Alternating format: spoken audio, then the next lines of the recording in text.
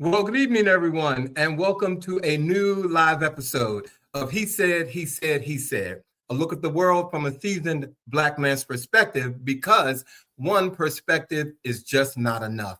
I'm your host, Alvin King, and welcome to our live show tonight. I am so glad that you all are here.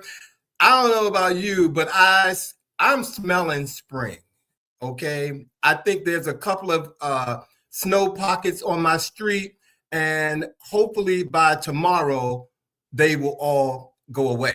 I'm just sick of seeing snow. All right, but welcome to our show tonight. Happy Black History Month, everybody. We're into, I think, our third week of Black History Month, and it has truly been exciting. I think for our show, I have just been so happy with our guests and just how we are celebrating Black history. And we did have something that happened this week that circles around Black history.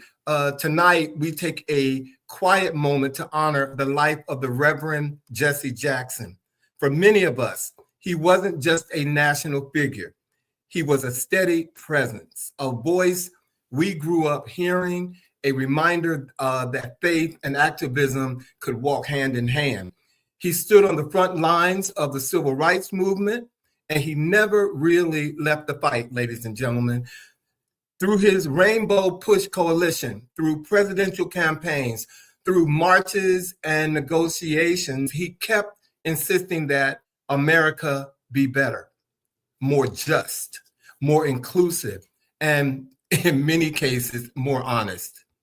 Reverend Jesse Jackson believed ordinary people deserve dignity. He believed our votes, our voices matter.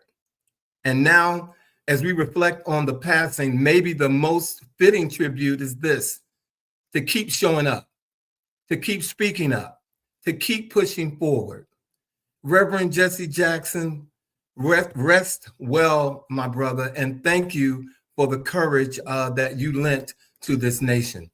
That was he had been ill for a while, but still the impact of his death it hit me kind of hard. I want to move on to something and take a moment with you all to talk about something that started out beautifully and honestly, one of the most heartfelt things that I had seen on social media over the Valentine's Day weekend. I want to talk about American Idol winner Fantasia Barrino. On Valentine's Day, at one of her concerts, Fantasia stood on the stage, and while she was singing, her husband, Kendall Taylor, surprised her with an 11-carat ring. 1 carat for every year that they've been together. It was a beautiful moment if you haven't seen it, and it felt so genuine and it felt like really earned. And I didn't get the feeling that there was any, pretension in anything that they were doing. But then something went left. Fantasia's father, Joseph Barrino, took to social media in a public rant, questioning motives, questioning money, and the process, diminishing what should have remained a private family matter. And that's something that people are using Facebook or social media all too wrong about, to air your laundry. But listen, I don't pretend to know what happened behind the closed doors. None of us do. But what I do know is that when you air out, your daughter publicly, especially one who has fought her way back from financial hardships, trauma, and some very public struggles, it feels a little disheartening for me. And her husband, Kendall, spoke out on social media this week. Some say that it was pretty lengthy, but, for somebody like him who says that he's behind the scenes, and he just wanted to get it out, he used the moment to stand up for his wife, because he said he saw his queen's crown tilting and wanted to protect her. And for me, that's what partnership looks like. And the prayer that I have is simple in all of this for that family, that this family finds peace, that they the parent especially, who has a public figure as a daughter, give her a call, choose conversation over going on the camera and less, drama, because social media should never be the battleground for family. And I just, wanted to share that. I didn't want to give you too much of the story. You guys know about it, but my concern is simple. Talk. Don't go on social media airing your dirty laundry. It's just not a good way to have communication. And before I bring on, the guys, ladies and gentlemen, I want to tell you about our episode tonight. In the art of it, we are talking about voice to vision, how an artist evolves from performer to creative architect. Larry Boggs Jr. is a vocalist, costume designer, and an arts leader serving as the incoming costume director of the Harlem Collective. His career spans opera, musical theater, design, and creative direction, making him a dynamic force in contemporary performing arts. He's here with us tonight in our Black History Month, and Larry is coming bearing gifts, ladies and gentlemen. He has a special performance prepared for us tonight in honor of Black History Month, and I cannot wait to hear him. Well, again, we have a packed show for you tonight, and I don't do what I do when I do it without these guys. So if you all are ready, let's get on with the chat.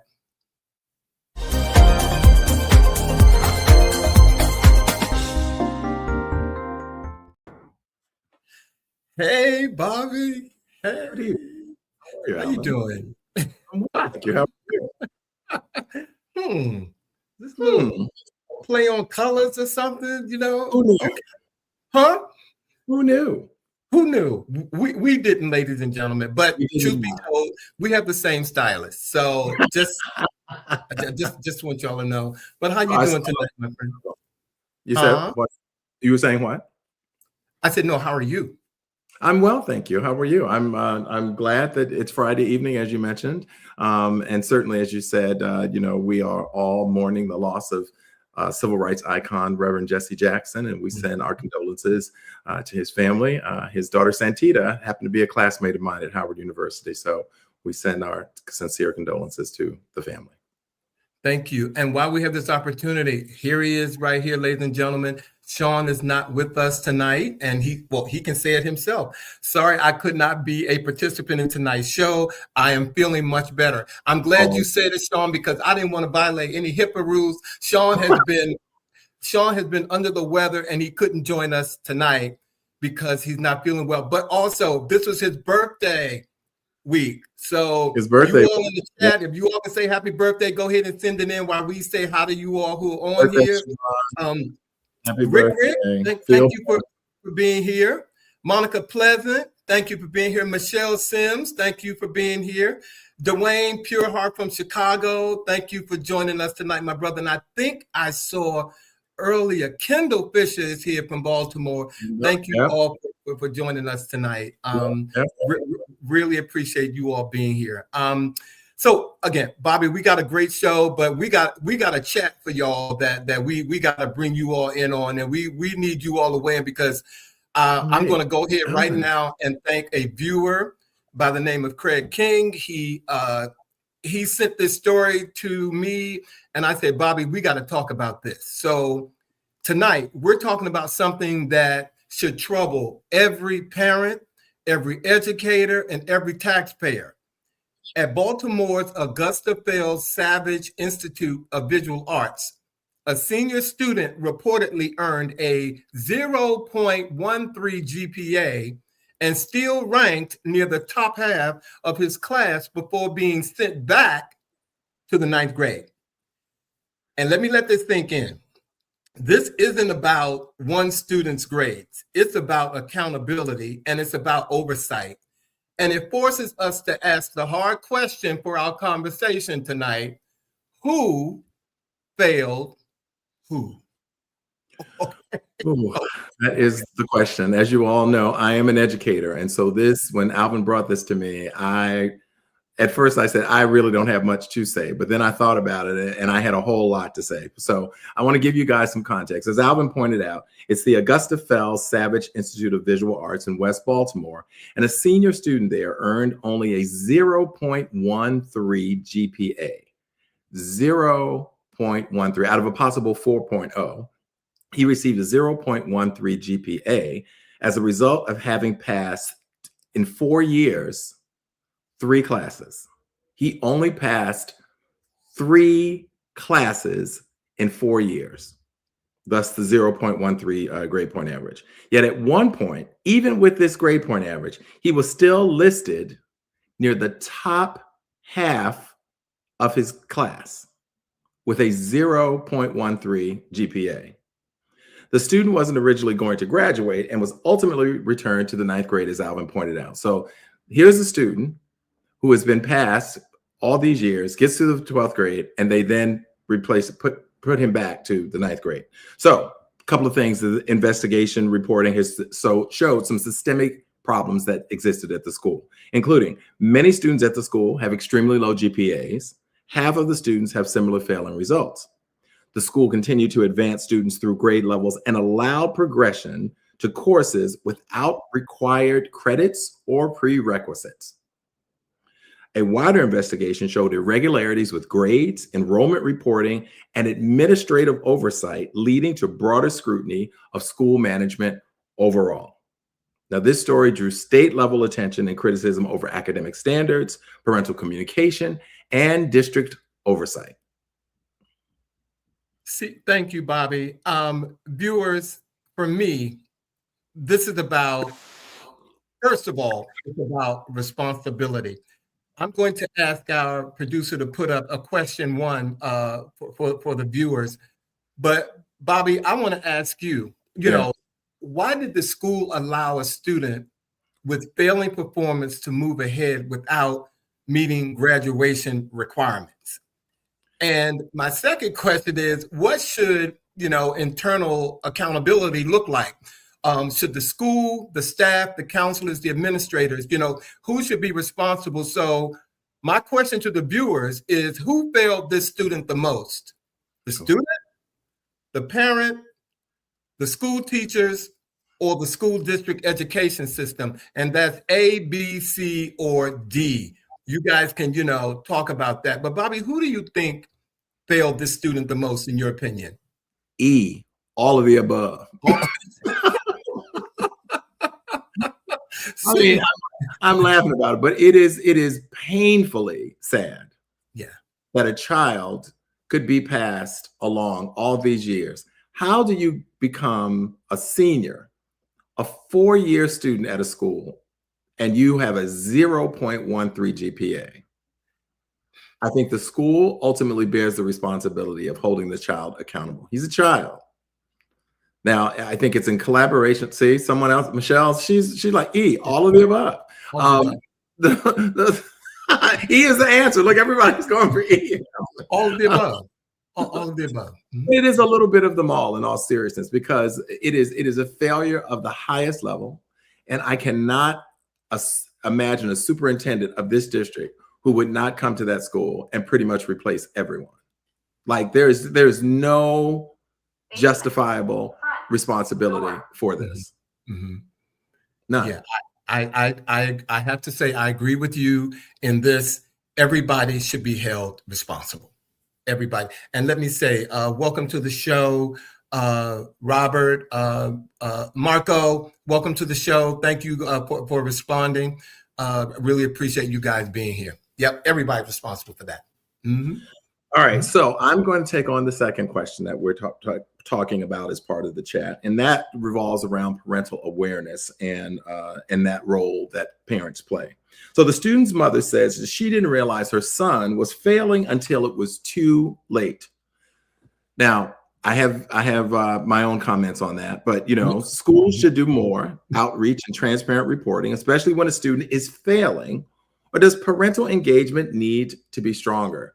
So our viewer question number 2 is, should the schools be required to alert parents much earlier and more clearly when a student is failing, even if the parent isn't responsive?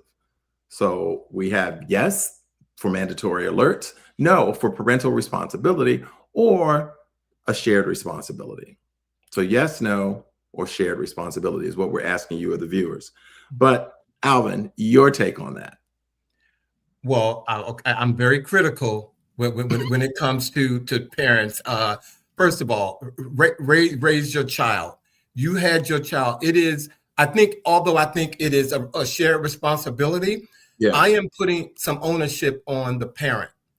You know, how do you not know that your child has a 0.13 GPA? Had you not looked at any of their report cards over 3 years? Had you, what is where's the parent in all this? And ladies and gentlemen, I don't know if you all can see this, but I'm like, where's Bobby? But I think that the parent bears a huge responsibility here, although the school is responsible as well for letting this child get to the 12th grade. So, yeah. I don't know, ladies and gentlemen, I'm looking at my screen, but I cannot see. There he is. Okay, there he is. I have no idea what happened. I just disappeared. Okay, we're going to say the tech gods are out here. Okay. All right, I'm back. Hold on. But before you go, some viewers have weighed in. Sean says it always starts at home. Amen. Yes. Amen. Yes. Amen. Yeah. Rick Irick says yes, meaning it is. That give me a little bit more, Rick, while you out there. Kendall said, I completely echo you, Alvin. Michelle says it starts in the home, the parents. Marco says parents bear large responsibility. Monica said, where's Bobby? Oh, that's the question. I don't know. Technology was not working for me and it threw me out. But I agree with many of you guys. When Alvin and I were talking about this, I said to him, it is beyond comprehension that a parent could not recognize failure after failure. I mean, because there are multiple semesters in a year. So you have to understand, parents get report cards multiple times in a year. Mm-hmm. And over a course of 4 years, this student apparently passed only 3 classes. Mm-hmm. So it is mind-boggling to me that after that first report card, where there clearly was either all failures or mostly failures, that there wasn't some type of engagement on the part of the parent. So I am baffled as to how a child could go a semester, much less a year, not even to speak multiple years, and the parent not be engaged around the failures that the child was experiencing. So, yeah. And then going to raise her voice and complain and ask the school, how can you hold him back? How can you hold him back? Right. Look in the mirror and ask yourself, why did you hold him back? I think that's why technology took me out, because I was because you had a lot to say. All right, okay, we're going to wrap this up with thank you, viewers. We're going to wrap this up with the third question, and we're going to just talk about, the systematic educational failures in all of this. And our question for our viewers is this case an isolated school problem or a sign of a deeper issue in the U.S. public education system? And your choices are A, B, and C. Isolated to one school, reflects broader systemic failure, and C, educational standards need a rest. And while you guys are answering, Bobby, I want to ask you, what does it say about the school where a GPA of a 0.13 can still be in the top half of the class? I'm going to ask you that first. It is a tragic reality that for some schools, students are allowed to fail at this level. Like at some point, there has to be a question as to why are so many of your students, how is it possible that a child could have a 0.13 GPA and be in the top half of the class? Again, there's so many aspects of this story that are both unbelievable, but mainly just tragic, because in the end, what it says to me is that children that look like you and me continuously get the short end of the educational system in this nation.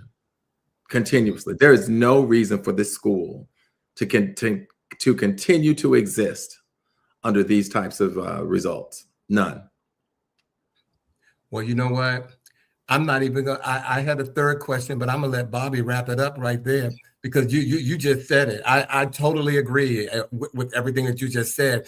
And Ben Pitts, he said for that question, number 3 was, I'm sorry, he said B was his answer. And Marco said B as well. So at the end of the day, you guys, this isn't just about one student or one school. It's about responsibility. A 0.13 GPA doesn't happen overnight. That's years of missed assignments, missed warnings, missed interventions. And in that kind of situation, everybody carries some weight. Yes, the system should have caught it sooner.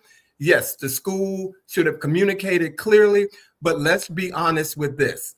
A student has to show up and do the work. Parents must stay engaged. Hard questions have to be asked, long before the senior year. This young man didn't just fail. He failed himself. The adults around him failed him, and the system failed to stop the slide. So the real question isn't just who's the blame here. It's who's willing to take ownership. What needs to change right now for me, Bobby, as we close, so the next 9th grader who starts slipping doesn't disappear quietly for 4 straight years, because this isn't just about a transcript. It's about accountability at every single possible level. Absolutely. Here. Yeah, it's definitely there. Thank you, viewers, for weighing in. Monica said B. Thank you all for weighing in. Well, we have a great show tonight. We have a great show. I am a time-conscious individual, you guys. You all just don't know. And we are rolling. We cannot wait because we want to get as much out of this guest as we possibly can. Okay, ladies and gentlemen. So, Bobby, if you're ready, can I go ahead and introduce our special guest tonight? Let's bring our friend in. All right. As I said earlier, ladies and gentlemen, in the art of it, we're joined by a multi-hyphenate artist who truly embodies what it means to live a creative life, on stage and behind the scenes. He's a vocalist who's performed from the US to Paris and to St. Petersburg, a costume designer whose work has shaped productions across the DMV, and now the incoming costume director of the Harlem Collective.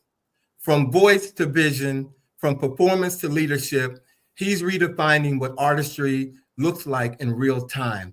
Ladies and gentlemen, please welcome our special guest tonight, Mr. Larry Boggs Jr.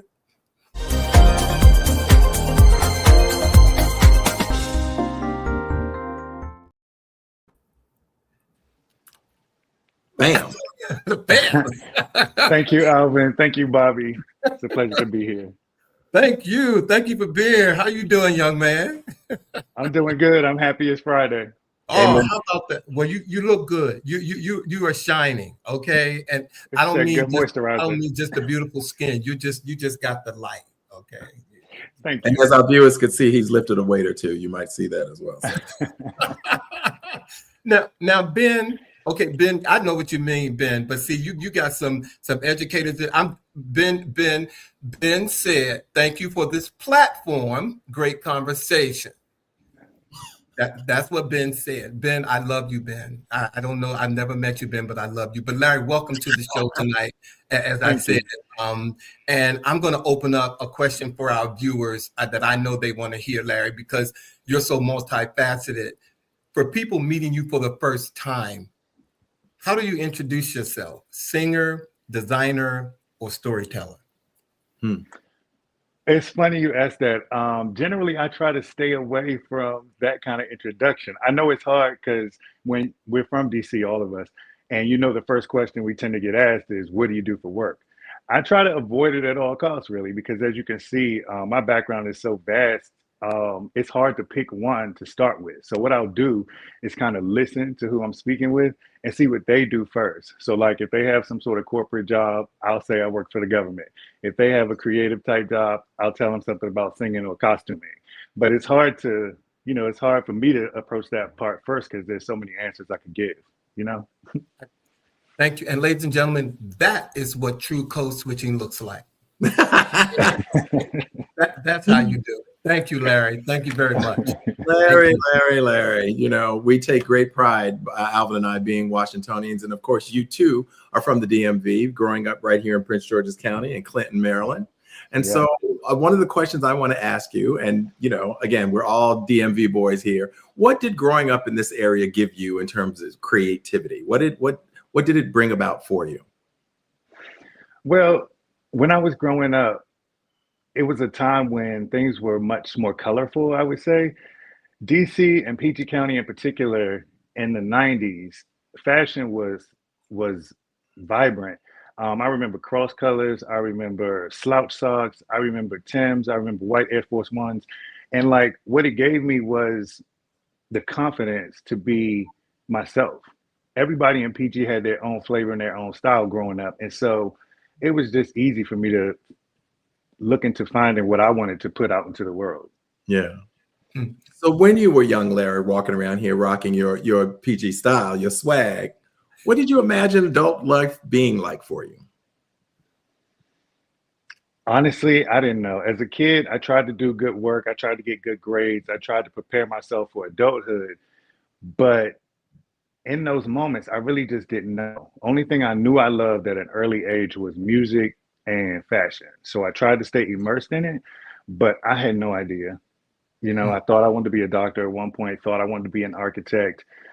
I mean, you have plenty of thoughts as a kid. So growing up, I had plenty to think about, but I didn't know. What I love is that you dared to dream multiple things. It could have been an architect, it could have been a doctor, you were open to a variety of things. That's a beautiful thing to hear. Well, Thank you. you know, it comes from. Oh, no, go ahead. I'm sorry. Well, you know, the way my mom raised me and my sister was she made sure we were in all these different after school programs. So it's almost ingrained in me to want to try different things and do different things. She had us in Boy Scouts, karate, cooking classes, everything, 4-H camp. There was never an evening where you could just chill and watch TV, which I can appreciate now as an adult. But yeah, that's how mom raised me and my sister, was to go out and try many, many different things. That's great. I'm going to let me acknowledge someone, Mr. Jarvis Hester. He said, you know, he's so proud of Larry Boggs. The Harlem Collective's wardrobe master is here at the Harlem Collective Opera. Thank you, Jarvis, for being here tonight. Appreciate you showing up for your colleague. Okay, thank you. I real quick before I go to the next question, I couldn't find a picture, but I met Larry years ago. He did a fashion show for me on the rooftop of a building in downtown DC. And we kind of talked about it off camera today.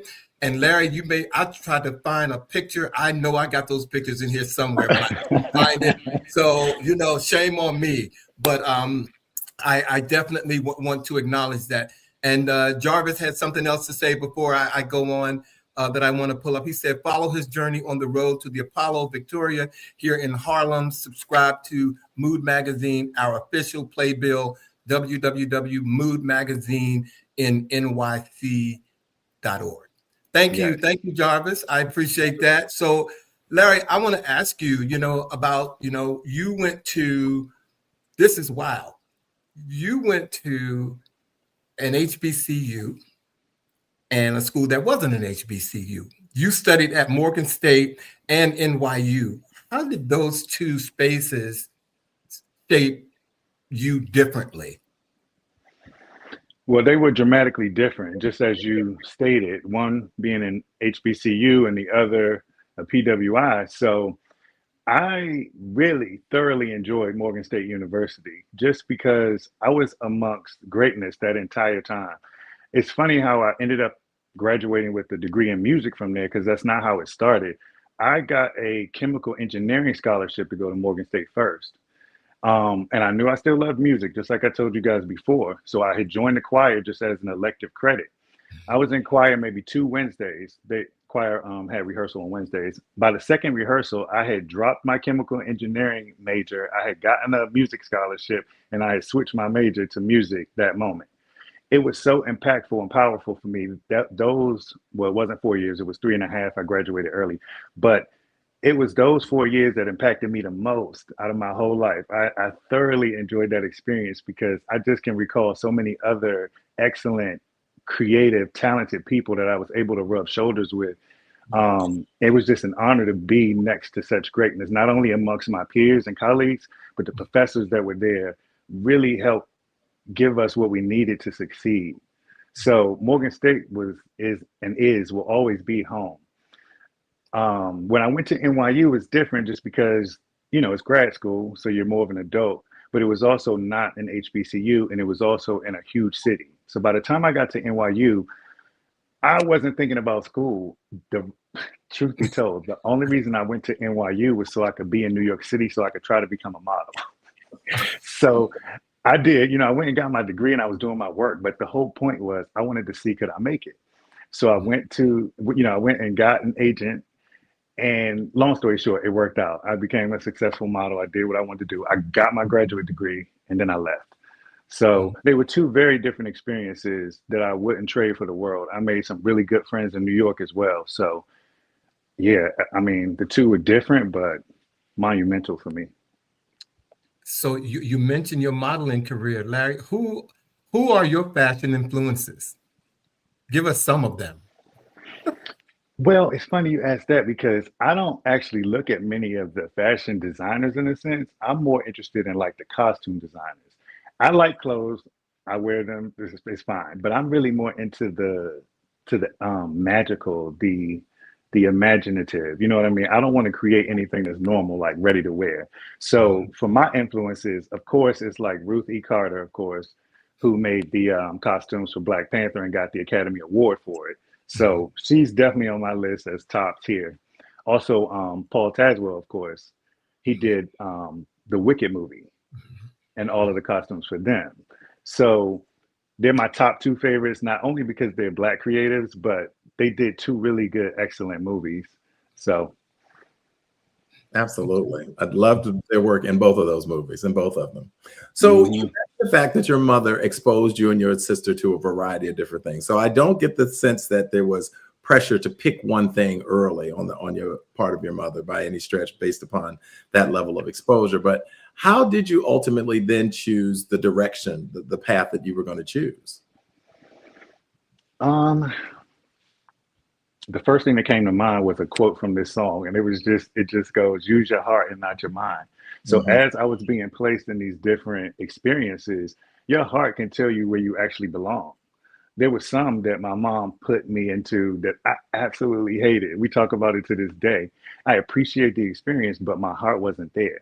And so when I would get to the places where I could sing something or there was some music involved, I could feel my heart align with that. And so I knew like, well, should I become a singer? Or I don't know. You start having those thoughts because you can feel your body fuse with that task, and you could tell like that's in you as opposed to some of the other things. So I don't know. I just used my heart as guidance, and I tried to use my brain some because you do have to make a living. But that was the goal, to try to follow my heart as far as I was unafraid to. And have you always felt comfortable with the multiple paths? No. To be honest, it is something that took me up maybe until this point to appreciate. Beforehand, it felt disjointed. It felt almost like unreal is a better way to put it, because now it feels wonderful to have so much under my belt. But as I was taking on each new task, it kind of felt like, how come my life is not linear like most people's? And how come I'm interested in so many different things? Like I never feel settled in one thing. I would beat myself up for wanting to experience something else, when really now all of those different experiences are how I got in this position that I'm in now. So I can appreciate it. But when I was going through it and figuring life out, it felt disconnected, and it felt like I would never find home. There's some viewers who have weighed in, but I want to ask you first, are you a Gemini by any stretch of the imagination? Do you happen to be a Gemini? And if you are, I'll do a backflip off the screen. But are you what's your sign, Larry? I'm not a Gemini, but close. Okay. I'm a Cancer, and I'm on the cusp between Cancer and Leo. So it causes a lot of personality shifts. Well, I won't give anything away about my life, but I know about cancers. Let me say that. But Marco May said that he gave you a compliment here. He said, and your plant daddy techniques are amazing. That dang blender for that banana pudding is impressive also. All right, so you got a follower on here. All right, Marco. and hey, welcome back, Charlie's Angels. How you doing? Charlie's Angels said, hi, Larry. Because you have such a deep passion for music and fashion, do you ever design with a soundtrack in mind?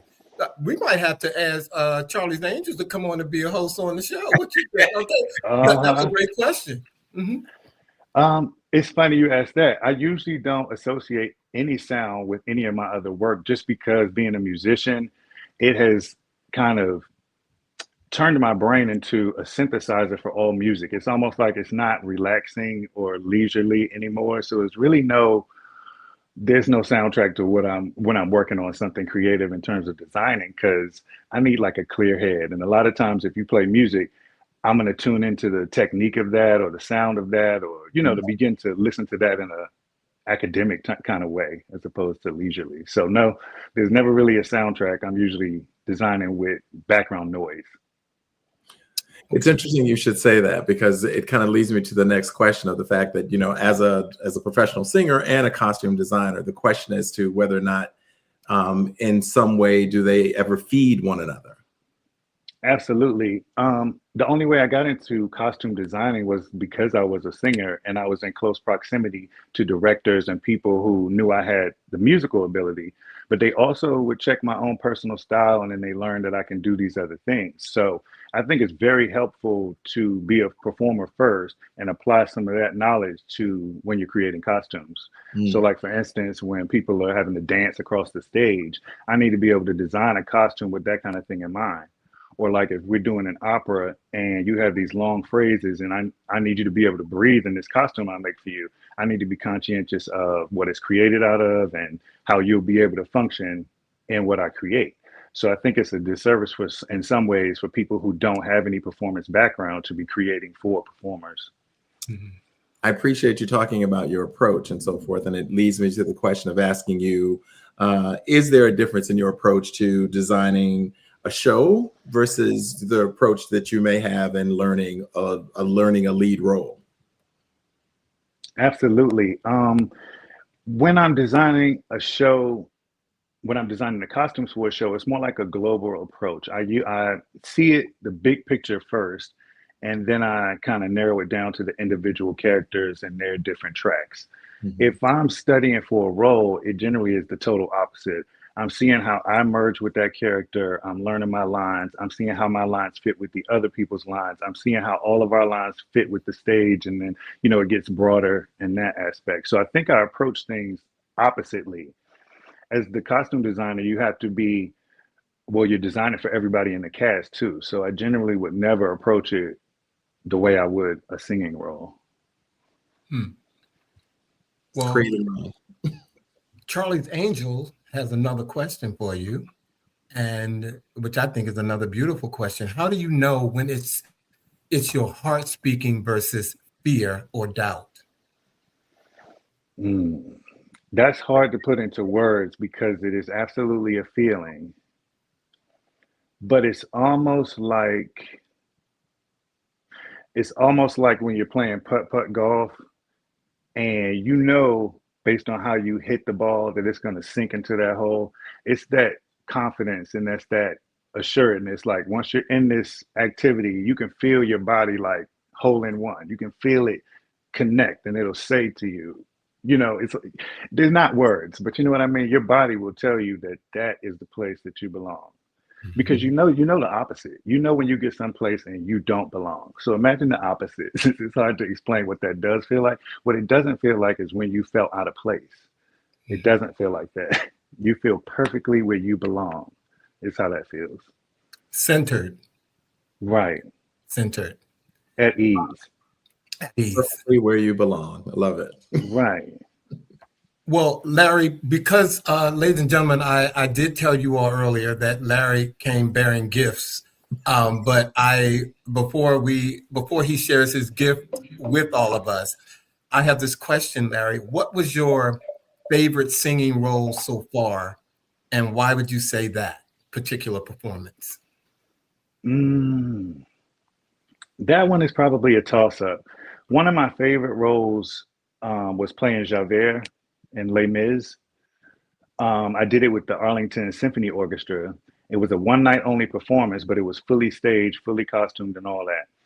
I really enjoyed that role just because I got to play somebody totally different from me. If you guys have seen the play or seen the movie, Javert is the military guy who's pretty stern, and he ends up a bad guy pretty much, right? And nothing about me screams stern, military, or bad guy. But I got to play that part, and it was just so fulfilling and rewarding to kind of step into some new shoes and to do it well, because it got rave reviews. It was in the newspapers and they talked all good about it. So I was happy with that. But it's kind of like a tie. So one of my other favorite roles is I worked on a cruise ship. I had a 9-month contract. I was singing on the cruise ship, and that was like the longest vacation of life in the best way. Like, you're getting paid to travel the world. We were all in Brazil and Argentina, and all you had to do was sing. So that was my other favorite, and it's a toss up between the two. You're gonna make me want to become a singer. Okay, see, as bad as I need to travel right now. Oh my God. Well, was just talking about getting some sun. Huh? I said you were just talking about the need to get some sun. So I need some sun bad. I really do. But Larry, before we talk about how you design for other performers, I think that we need to experience you as the performer. So, ladies and gentlemen, performing tonight right here live on He Said, He Said, He Said, here is the voice behind the vision singing for Black History Month, Deep River. Ladies and gentlemen, Larry Boggs Jr.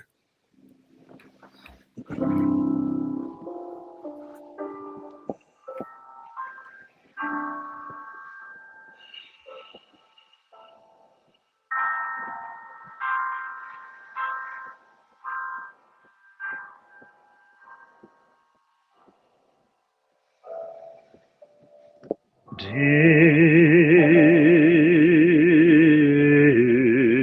river, my home is over Jordan.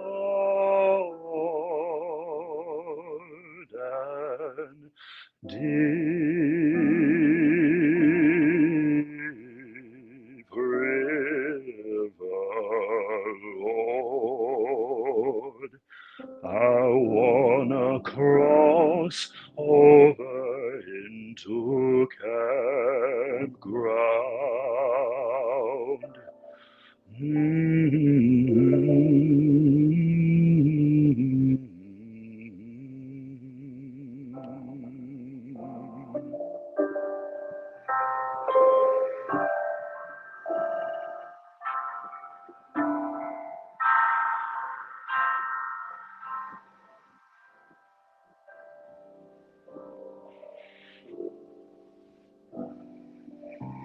Deep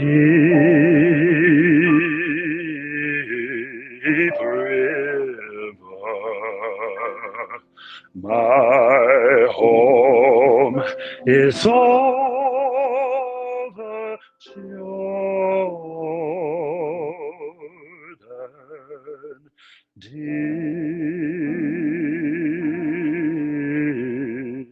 river, Lord, I wanna cross over into campground.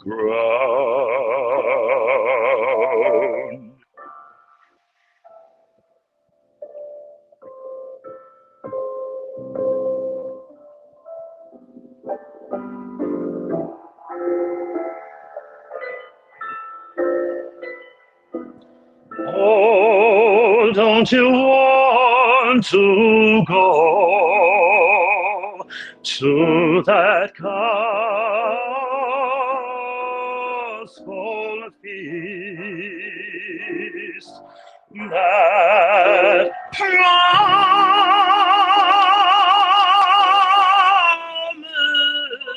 land where all is peace.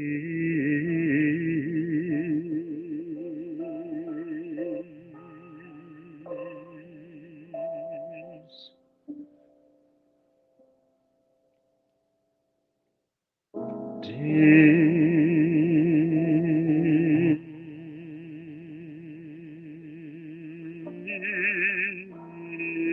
river, Lord,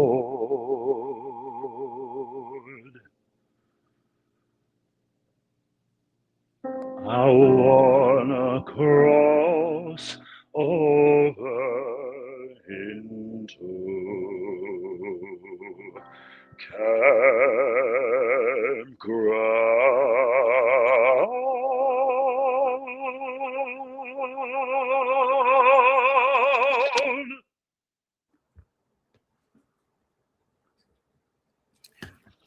Ladies and gentlemen, Larry Boggs Jr. You know what? Come on, Wynn. You can't put any more feathers in my cap, okay? You just can't. You just can't. Thank you very much. Thank Larry, you. I hope you can see how the viewers are responding. Absolutely beautiful. Absolutely beautiful. And powerful. Thank you so much. Oh my gosh. So, and standing in such a moment as that, performing, standing on that stage in all that brilliance and so forth, you did mention in some ways performing allows you to have a sense of designing for other characters. How does standing in that moment and performing in that way impact that creativity that flows into other costumes for other characters? Well, we kind of touched on it before. I have an awareness and a knowledge and a training in music and in voice and a little bit in dance too. So it lends itself to all my costume designing. I'm paying attention to all of the mechanics of the body, all of the mechanics of breath, movement, all of that influence my design. And I often work closely with the choreographers to make sure like the shoes that I choose and the thing, like the creative choices I want to make are a collaboration so that, you know, you can maximize your ability as well, not just look good because it's what I want you to wear. Absolutely. Absolutely. And you know firsthand. Absolutely. So what was the first thing that kind of led you to costume design? Well, it's because a friend of mine from undergrad who had seen all the wild clothes that I have and all of the different ways that I express myself, like through clothing, he reached out a couple years after graduation and was like, listen, I have a show that I'm doing. I know you've never costume designed for a theater before, but I want you to give this a try. And I was like, I'm down. And that was how the first one happened. I never dreamed of really being a costume designer, especially for theaters. I always have just wanted to have my own personal flair. So I learned how to sew at a young age just so I could tailor clothing and so I could, you know, embellish the things that I already own. I never thought of costume designing. Someone asked me, actually, Kevin McAllister, one of my really good friends, one of the co-founders of ArtsCentric, he asked, and I say, yeah, and the rest is history. And history it is. And history it is right here on He Said. That's right. right here. Larry, you kind of almost answered this question, but I want to ask it in this way. How do you balance creativity with storytelling, making something beautiful and truthful? Well, I think the story and the truth behind it is what drives it. Being merely creative and beautiful will not really cut it, especially when you're talking theater. There's already a story that you have to align with. So, I mean, you got to have one before the other. And I think truth will always influence you correctly, not only in life, but on the stage as well. So, for instance, like I'm working on a soldier's play with ArtsCentric. It'll open in a month, but it's a World War II story about some army soldiers. And basically the truth that I'm going to infuse into this is looking into the research of the World War II uniforms from the Army and making sure that what I put them in is as close to exact and true as possible. But that's with every production I do. The first thing is to find out what's the most authentic way to represent what I'm reading in the script. So I think truth leads to you creating something beautiful, but not the other way around. Okay, I'm gonna ask you, Larry. I need you to go. I want you to close your eyes and go deep on this one because I want to know your gut feeling on this.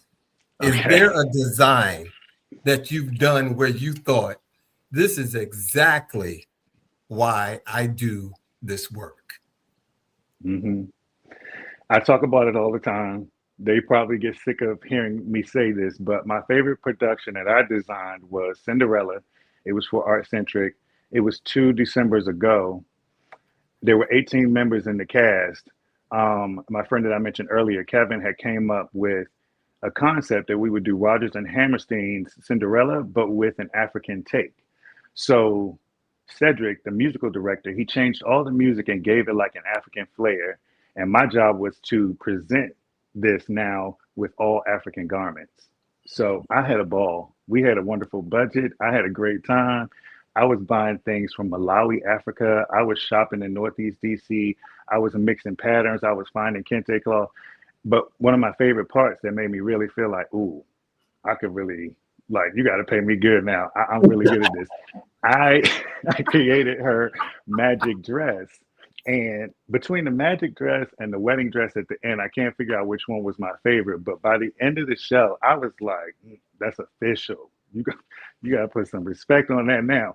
Now, it was scary, too, because that magic dress failed every single time up until the first preview with an audience. So I was so nervous. I got scared to death. I even went up to Kevin, the director, and I said, I need you to give me the number to the other theater companies. I got to borrow a magic dress. This is not work. I was going to abandon the whole thing. But anyway, we tried it. Well, he never gave up on me. He had faith. He was like, we're going to put that dress on for the first preview. And thank God everything went well, right?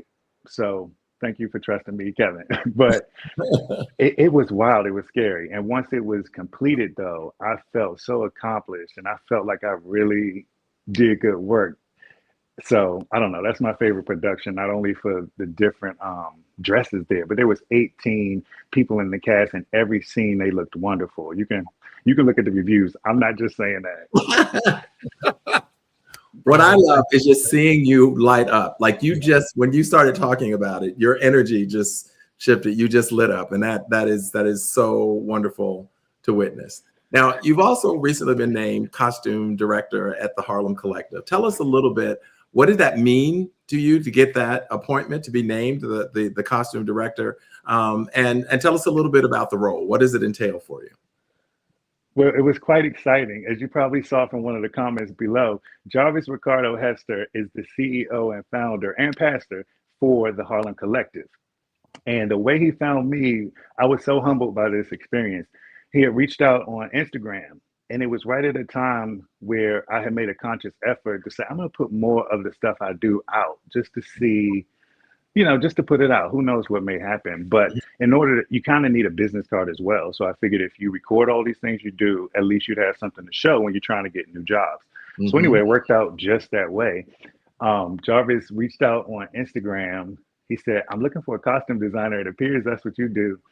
I do this, and that. And he gave me the whole rundown of the Harlem Collective, which is basically 3 performing groups. The Harlem Opera Collective, which is an opera performing group. You got the Harlem Boys Choir, which is kind of like revamping the old version that you may have already heard of, but we're bringing it back in a new, refreshed kind of way. And then we have a chamber orchestra as well. So there'll be 3 performing groups, and I'm responsible for all their uniforms, all their costumes when they do stage shows, and any of their special appearances rather. And we do have one coming up, Memorial Day in DC. So you will see some of my designs on TV.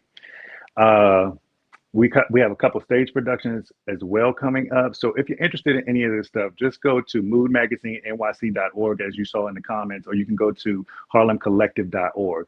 But it's super exciting. He reached out, told me this great news about these different groups that he's putting together. We are about to get a new building too, the Apollo building. So some exciting things are happening. I'm really humbled and honored to have been asked. The team of collectives that will help run this organization is quite amazing. I can't wait to really get into the meat and potatoes of our design efforts. So he's actually on the call, but you guys saw some comments from him. Yes, Uh, Yes. yeah. So Oh. we're both really excited to be working together. that's excellent. That's excellent. Congratulations. Thank you. I cannot, first of all, and I'll circle back to this before I leave, because I want to stay connected to you and Jarvis, because I'm in Harlem a lot. And I want to make sure that I create a platform for you all, if there's any way possible that I can be of assistance to making sure that we get the word out and do what needs to be done. He said is the platform for it. So thank you guys. So Larry, Larry and I come from a similar place, and you said that you're also a federal government employee. How do you balance that world with the creative one that you have all around you? Thankfully, I've been blessed to have good people in my corner and good people surrounding me, even at work. So I have the best boss in the world. He's very cool. My work gets done well. I pride myself on doing good work. And so he doesn't bother me as long as the work is done. I have a great schedule. I have great hours. My work-life balance is good. So all I can say is I'm happy. They don't have to worry about me, you know. But my federal government job is wonderful, and the people I work with are good. It allows me the freedom and the time to do some other creative things too. So happy. Blessing. Thank you. All right. Well, we're about to drive it home because we've had you exactly where we wanted you tonight, Larry. So, Bobby. Well, I'm very excited. I'm going to go to those websites and look at some of those outfits, and you got to let us know when those outfits are going to be on television, because I want to see those as well. But my question now is, thinking with that creative hat on, if you could design the next chapter of your life like a costume, what would it look like? It would look lush. It would look rich. It would look lavish. It's rich. I love it. I'm in this era of my life where a lot of the things I have dreamed of are starting to come to fruition really easily for me.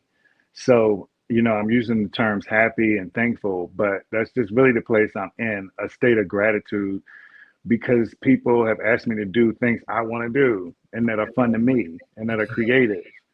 And it doesn't feel like there needed to have been much effort. It's just about honing your craft and then being present and being available when it's time. So I don't know if it's luck or being blessed or manifestation, but I'll take any one of them.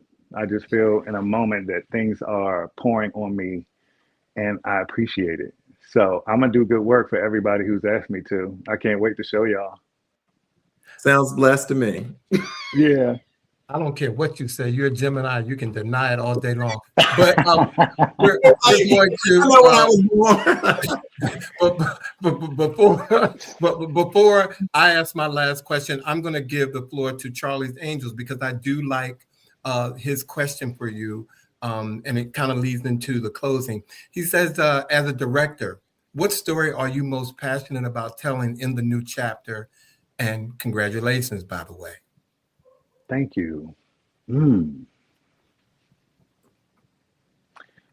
That's a good question. I think the story I'm trying to tell in the next season of my life is to dream big. I think the story I'm going to tell with the actions and the creations that I produce is that there are no limits to anything. And so I want to, whatever the next things that I do, I hope that they show expansion, growth, magic. I want things to get real big. And I think that's the story I want to tell, how big it can get. I have no doubt that you will achieve every single thing that you just said. And when people look at your career one day, Larry, what do you hope they say you contributed to the culture? When people look at my career, I hope by the end of it that specifically our culture has felt seen, felt represented, and felt understood. I want to make sure our community specifically feels those things. So I don't know if there's anything I want to specifically give to the culture, but I hope by the end of it that they felt seen.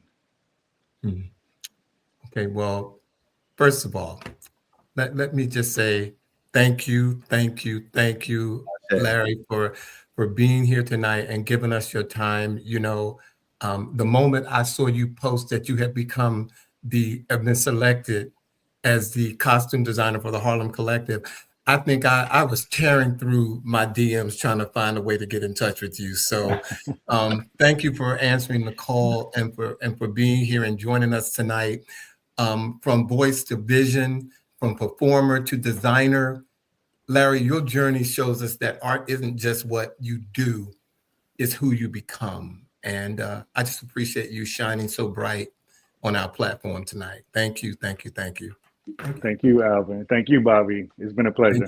Well, we're not going to let you go. You're here for the closing tonight. So, ladies and gentlemen, next week, to close out Black History Month, you've seen this gentleman on on CNN, MSNBC. You've seen him. Our title of the show next week is Immigration, Deportation, and the Law, Separating Fact, Fear, and Freedom, with Alan Orr, founder of Orr Immigration Law Firm. Alan is with us next week. He's been here before. He's coming back. And so if you saw him the first time, we have him for a whole show. So you know how brilliant he is. And so he will be back with us to lay it down. And our words of the week, thanks to Bobby: don't let small minds convince you that your dreams are too big. And I think that's so appropriate for this show tonight. So, yeah. Ladies and gentlemen, thank you, viewers, for showing up tonight. Ladies and gentlemen, we appreciate it. And on a final note, we're not doing anything really big for it, but next week we will be celebrating 5 years of when we started doing this show. And so, again, last year, I don't know where last year went, but anyway, we'll be celebrating 5 years that we first came on and said, hey, look, let's try this out. So here we are 5 years later, thanks to you all. I really do appreciate it. Don't forget to go to our YouTube page and subscribe so you can see this whole show with Larry and special clips. All right. So anyway, have a wonderful weekend. And until next week, and we will see you on a new live episode of He Said. There you have it. Okay. Thank you. Sean, get better. Feel better, Sean. Get better. And we will see you all next week. Out. Thanks, Larry. Thank you, Larry.